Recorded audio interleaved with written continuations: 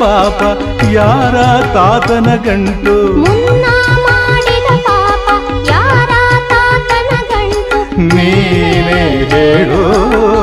ರಾಘವೇಂದ್ರ ಎಲ್ಲಿದ್ದರೇನು ನಾ ಹೇಗಿದ್ದರೇನು ನಾ ರಾಘವೇಂದ್ರ